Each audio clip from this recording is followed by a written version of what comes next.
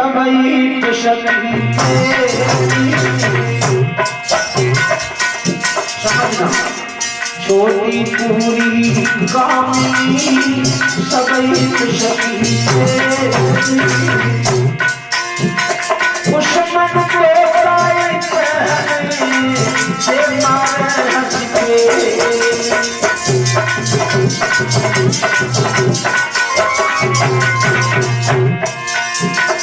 दुश्मन को राय से मारे हंस के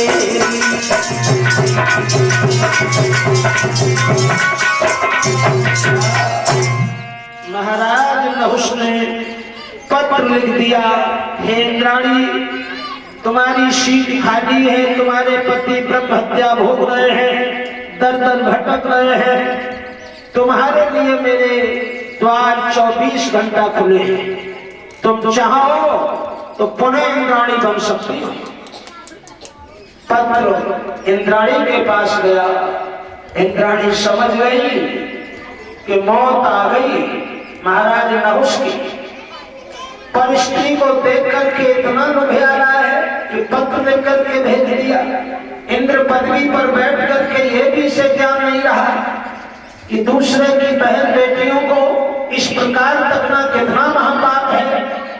लेकिन इंद्राणी भी कुछ बुद्धिजीवी थी, उन्होंने कहा कि हे राजा नहुष, आप जो कह रहे हैं वो हम करने के लिए तैयार हैं, पर शर्त ये होगी कि जिस पलंग पर हम और आप प्रथम दिन बैठेंगे वो पलंग कहार नहीं गुथेंगे, नौकर नहीं गुथेंगे, पेट पाठी ब्राह्मण उस खाट को बुनेंगे।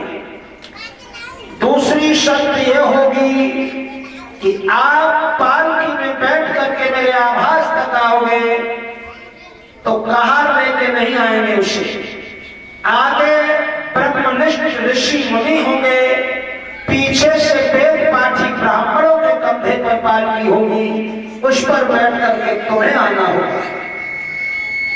श्री सुखदेव स्वामी कह रहे हैं कि हे राजा परीक्षित, जो राजा ऋषि मुनियों का सम्मान करता था, ब्राह्मणों की पूजा करता था, आज काम के वेग में महाराज नहुष इतने अंधे हो गए कि उनका विवेक काम कर ही नहीं रहा।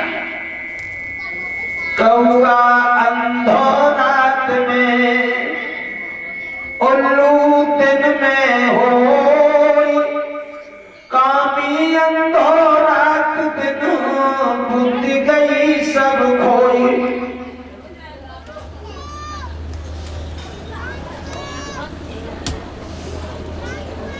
सज्जनों मेरे भगवत प्रेमियों, कौआ को रात में दिखाई नहीं देता,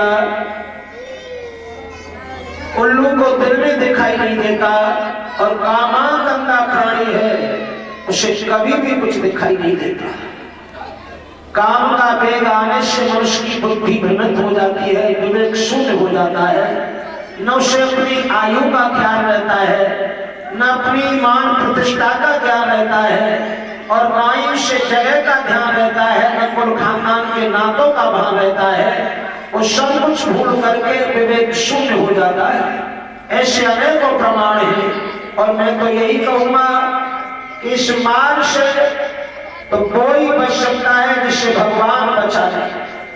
अपनी ताकत पर न तो कोई मांगा लाल बचा और न कोई बच सकता है।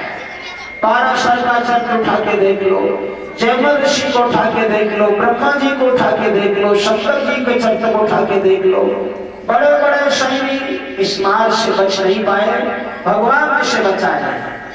नारद जी के जीवन में क्या कमी रह गई थी पुजारी जी? विश्वमोनी का शब्द पढ़ा होगा आपने, जिन्होंने कामदेव को हिमालय में परास्त कर दिया। कामदेव को जीतने के बाद में जगह जगह सम्मान होने लगे, स्वागत होने लगे, और भगवान के बराबर जाके बैठ गए। जो चढ़ों में बैठते थे कि अब मैं किसी से कम थोड़े ही हूँ, मैंने काम को जीता है। शंकर जी ने तो भस्म करके जीता था, मैंने तो ससरी जीता है उसको। भगवान ने माया रच दी खेली खेल में कि वहां से चल के आए तो मेरे भगवत प्रेमी रास्ता में एक नगर का निर्माण कर दिया, राजा लक्ष्मी ने बना दिया, उसकी बिटिया विश्वमोहिनी बना दी, पौड़ी के स्वप्न में नारद जी गए, नारद जी को हाथ की रेखाएं दिखाई। नारद जी रेखा तो ये कह रही है कि इसका पति वो बनेगा जो विश्व पूज्य होगा, जगह जगह उसकी कथाएं होती होंगी, जगह जगह लोग उसका सम्मान करते होंगे।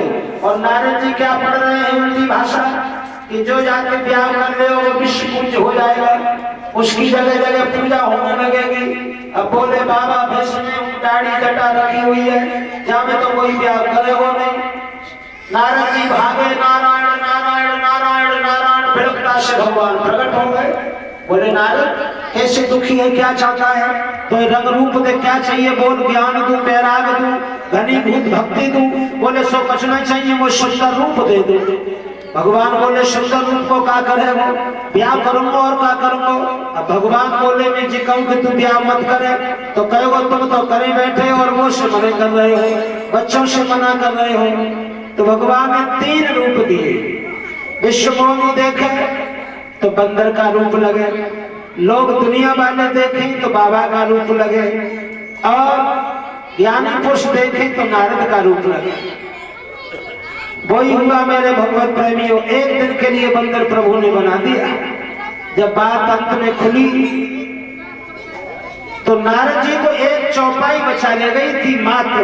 भूत पिटने में कोई कमी नहीं रही थी, फदियत होने में कोई कमी नहीं रही थी, सिर्फ एक चौपाई ने बचा लिया कि जय विधि नाथ होई हित मोरा, करो सो बेग दास में तोड़ा। नारद जी ने यह कह दिया था प्रभु जिसमें मेरा हित होता हो वही कर दो, मैं तुम्हारा दास हूं। तो प्रभु ने सब कुछ होते होते गिरते गिरते बचा लिया। बोलो गोविंद भगवान की